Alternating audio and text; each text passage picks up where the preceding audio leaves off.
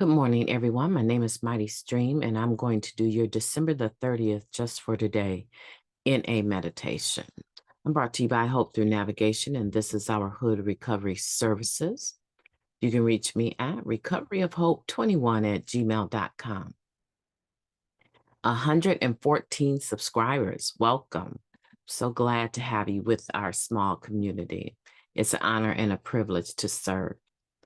The title of the Just for Today in a meditation is Action and Prayer. Growth is not the result of wishing, but of action and prayer. That's taken from the basic text, page 37. Sometimes it seems as if our recovery is growing much too slowly. We struggle with the steps. We wrestle with the same problems. We labor under the same uncomfortable feelings day after day. We wish that recovery would move a little faster so we could find some comfort.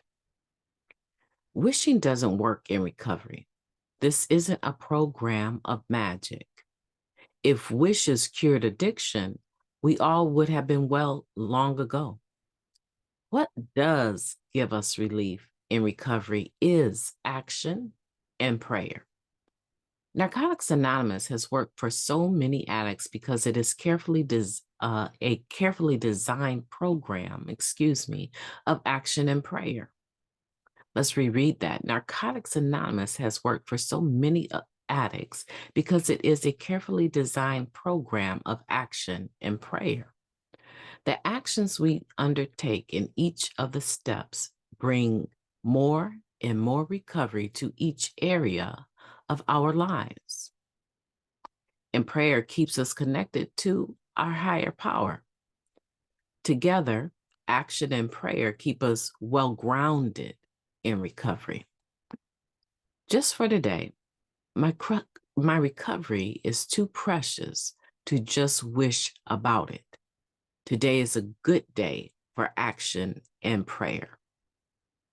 My voice is a bit challenged today, a little tongue-tied, but nonetheless, I'm very encouraged by this just for today meditation. Let's take a quick moment of silence, followed by the we version of the Serenity Prayer. Moment of silence now, please.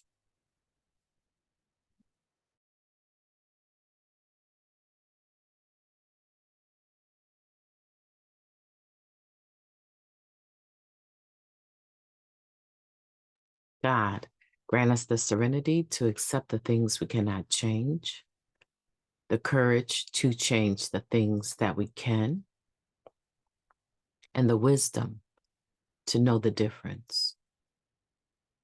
Just for today, please and thank you. What a wonderful way to start out the day. What a wonderful meditation, December the 30th, action and prayer.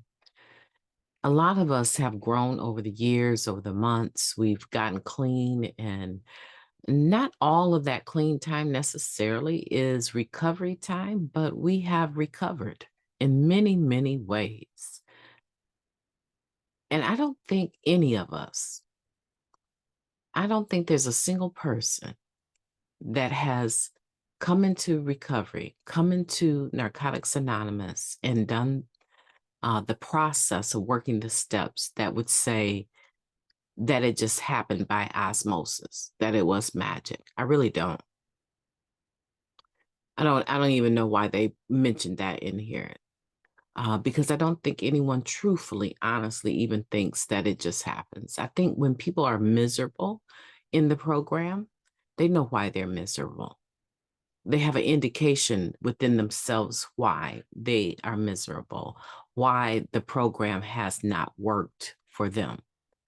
And in truth, it's not that it hasn't worked to some degree because they're clean, correct? And after getting clean, there's some things that naturally happen. Like I have this individual in my life that I frequently encounter, and they struggle with staying clean. But what they are not aware of is that their presentation of themselves is a lot different when they're clean versus when they're using. the anxiety, the phobia, the resentment and anger, all of that stuff kind of falls with that ball of wax of actively using. And then as soon as I might see them a couple weeks and they've been clean for a couple of days, I can tell the difference in them compared to when I'm in their presence and they've been using. So I don't think there's anyone, and this is not someone that is, really actively involved with the program or even claims to be an addict, right? So I think that all of us can say we know the difference between our behaviors when we're actively using versus when we're clean. So all of us that are in the program have done some growing to some extent, correct? And I don't think any of us think that it just happened. I believe most of us understand that there was some work, some action that had to take place, and some prayer. So when we're talking about, to me, when we're talking about the 11th step, it's not so much that we are just coming to the 11th step, right? Through prayer and meditation, we maintain this conscious contact with the God of our understanding. And it just happened. No, before I got to the 11th step, I had already come to the point of the 3rd step, right? Of turning my life and my will over to the care of God as I understood him. And I had even gone on to come to the 7th step where I humbly asked God. So there is this development of a prayer life. And if you aren't a person of prayer, you are a person of petitioning, you are a person of thankfulness, you are a person of aspiration, you may be a person of mindfulness. These are all terms that in recovery, there's room for them to become or be synonymous with each other. Even though if you look at Webster Dictionary, they won't say they mean the same thing. But if you are not a person of prayer, because the term prayer disturbs you or it makes you feel like you have a God and you don't believe in God, there's still something that you must be doing that is allowing you to have some of the same results as individuals that do pray. And I would say meditation. More than likely, you're a meditative type of person. So we don't just come to the 11th step and say, oh, I'm here maintaining this conscious contact with a God of my own understanding through prayer and meditation. No, you develop this over a period of time. We all have. And so the fruit of that, the things that we are enjoying in our life today, can be attributed to the initial stages of getting clean. But after that, there was action that we had to take. Even if you're a person that has not written formally the steps, you have at this point had some application of them. See, I don't believe that a person has to sit down. There's plenty of people that cannot write, that have worked the steps. There's plenty of people that can barely read as adults and have worked the steps. They have the application of it. And I'm not giving you a pass not to do your step work with your sponsor. No, no, no, no, no. Don't get Mighty Stream wrong on that. I'm not giving you a pass not to do the step writing part. But I am saying that there are several people in the program that didn't come from the era that I came from, where reading was a must to be able to pass to the next grade. There are some people in the program that they may not have even exited elementary level, but they're in the program today and they are proof that they have applied the spiritual principles of this program to their lives. So when someone says I haven't written the steps, I'm not really bothered by that. What I'm looking at, I mean, I might ask them why you don't have a sponsor, what's going on with your sponsor, but I'm not really concerned with that. What I'm concerned with is whether or not they have the fruitage of the action and prayer. The action would be the spiritual application of the spiritual principles in this program.